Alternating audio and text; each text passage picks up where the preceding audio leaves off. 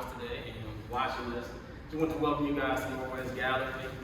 Today we'll be doing an artist talk with the Oshun Williams, the artist sitting here to my right, discussing his recent body of work for the exhibition Window Painting, giving you guys an intimate look into his practice, his medium, the muses that he uses, and why he in fact paints himself. So I'm going to introduce myself.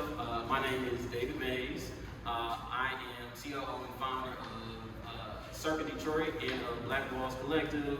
I'm an art enthusiast, advocate, curator.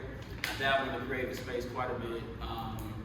And I have the pleasure and the honor of being able to talk to and moderate and lead the conversation that we'll all have today with Oshun Williams. I'll give him the opportunity to introduce himself to you guys as well. Then we'll kind of get into his practice. So without further ado, Oshun Williams. Oshun, if you don't mind, just give people an introduction to yourself. Yeah, my name is Oshun Williams. I've been trying to pronounce it correctly. It's actually Oshun. This year, I got the name from my dad. I'm from Pontiac, Michigan. Been emerging as an artist for about a year. The Detroit market right now. My friend, a good friend of mine, John Harris, he introduced me to the game and got me out here to Detroit. After meeting John, I got a hold of people like Henry Harper and David Mays, which they kind of elevated my career real heavy. And ever since then, I think it's been about a year now because I did bonded with John Harris back in August. So it's been like a good year since I've been at it with my career now. And just emerging crazy and just gonna keep going pretty much. Yeah. So one of the things that you mentioned was some of the work you had done earlier. I came across Oshun Williams' work, I think maybe about 2 years ago. It was actually out at a show he had in Pontiac that was curated by the artist he mentioned, Jonathan Harris. And of the several pieces, I think he curated an 80 piece show. And Oshun's work really stood out to me. And I kept looking and digging for this artist to see if he was in the room. And then I got the opportunity and the pleasure of meeting you and talking about your practice, talking about your background. For those that don't know, even though he's been technically emerging as an artist for about a year, he's been in the creative space as a graphic designer and doing other artistic things, I think, for decades, if I'm not wrong, or a decade or so. Yeah, I used to run a brand called Make It Made. I did that for a while. I did that for about 6 years straight. And that went like really well, pretty much.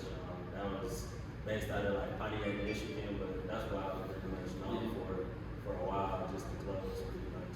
Yeah, your trajectory is kind of crazy, man. Because in that year and a half, 2 years, I've seen you not only grow as an artist in terms of your confidence in your practice, but also conceptually what you've chosen to now use your space to create and why you create, right? Why you switched your practice from graphic design and got heavier into doing actual painting. So for one,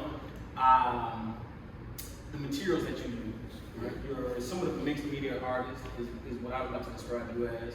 Most of them are acrylic on canvas, if I'm not mistaken, but you use very unique things that you incorporate in your pieces to add things like texture and depth, like newspaper or Chanel patches, which is very unique to your work.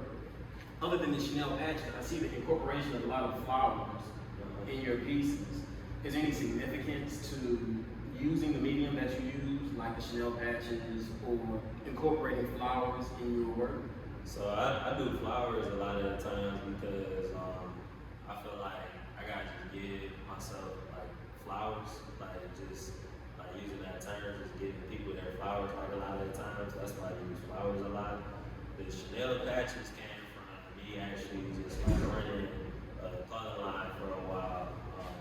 I got into just using like Chanel patches on like my clothes and stuff, and I had these flowers that I just never pretty much used on my clothes and like other like found objects, and I I just thought to myself, I said, instead of painting the flowers, why won't I just still give it like pretty much the same like concept, but just give it like in a different form. So I started throwing the Chanel patches on there.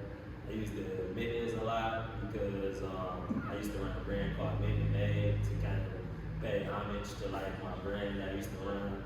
And I also use a lot of other materials. Like I use like newspaper. People don't see that a lot. I kind of got to say that from time to time. And like the newspaper just gives it like just another like familiar feeling. Like I use like newspaper as like grass. Use felt paper. Also like repurpose like jerseys and stuff. So I take like an old jersey. Like for instance, that Billionaires Boys Club, some of the windows, I use like O's or like zeros from like jerseys and stuff, and just repurpose them and just put them in the painting. What I try to do is I just try to tell people like you can pretty much use anything to paint pretty much. Like just you can use it, and you just don't gotta just use one medium. Like you can kind of just pretty much use what you got pretty much, and that's what I kind of did over time, pretty much. Yeah, and as a collector myself, I do appreciate the depth that it adds to your pieces, and I appreciate the homage that you're paying, the infusion of your past, bringing it to your present. Before we get into the in-depth look at these individual pieces that you created for this exhibition or this body of work, it's entitled Window Pane, for those that don't know. And you chose that title for a reason, right? It's something that you felt was important as one of your first solo exhibitions in this space to give people an opportunity not only to see your skill exhibited on canvas, but also to give people an intimate look into why you chose to start to actually paint. And it gives you a chance to, give people an intimate look into your life and the things that you go through as a young African American male growing up in an urban community in the city. So if you would, if you can go into detail some about why you chose to name this exhibition Window Pane, what exactly that means, and as we look around the room or people look online at the gallery list and they look at these pieces, why you chose to paint, the imagery that you did. So if you don't mind, just kind of explain the name Window Pane and why you chose that for this exhibition. So I got like the term window pane pretty much. What window pane pretty much means to me is like it's pretty much like me like looking, like kind of just like looking, but like I got like a barrier in between. So window pane really comes from. So I'm a father, and I got 2 daughters. I paint them a lot of the times. I paint them a lot, and like pretty much when you become like a father, like you kind of don't want to do nothing else in life. And like pretty much like when that's kind of like taken away from you, you kind of like lost. You kind of don't know what to do pretty much. So I paint my kids a lot of the times because I don't see them as much as like I like to right now. I ain't seen them in a while, so I paint them now pretty much to like keep continuing with my life, even though I don't see them and they don't see me. So like I try to paint like past memories, or like I try to paint things like I would like teach them pretty much, or like just stuff like that, man. And it's hard, but what I try to do is I try to just take like a negative of what I'm going through and just turn it to a positive, because I feel like that's all you can do. You can't like dwell on negative things. You gotta learn, even though you go through adversity and just things as a person, you just gotta keep going pretty much. And you just can't dwell on the negative stuff, man. You gotta just keep going. So that's what I'm doing. And even with me painting stuff I go through pretty much, I do it so like other people don't gotta go through it pretty much. So like that's why you even see like a lot of times like I did like the Jesus crown, because like I feel like we gotta be more like Jesus pretty much. Like you gotta just bite the bullet. You gotta just you gotta be a bigger person. So that's where a lot of that comes from. Well, I admire and respect the fact that you're using your skill to not only turn somewhat of a negative or an otherwise uncomfortable situation and using that as a medium or practice to celebrate your children instead of being stuck or wallowing or basking in negative things and thoughts. And as I kind of carefully examine these individual pieces, almost every piece either has an interaction, the children doing something like you said, right, coming of age things that we've all experienced as young urban children, and or interactions with their father figures, and every person looks happy or engaged. You didn't paint imagery that was sad or that was depressing. And I appreciate and admire the fact that despite not being able to physically see your children right now, you're using this not only to experience them, but also to give other people that mirror that same thing or those same sentiments or have a similar experience to vent or to seek therapy through your visually and aesthetically pleasing artwork. And I think that's a beautiful concept that a lot of young brothers go through, and this is not something unique to you. And taking this exhibition to paint a topic or a discussion that oftentimes is kind of taboo in the Black community, I admire and I appreciate that. As you kind of look around the room, there are a few pieces where I do actually see not just children, but I actually see some things going on. So there's a piece directly behind us, like we talked about, that's actually titled Window Pane. Yeah. I'm seeing a few things kind of going on in this imagery, not only with you, but with the child hugging you. And then there's an actual glimpse into a home, a single family home on our back.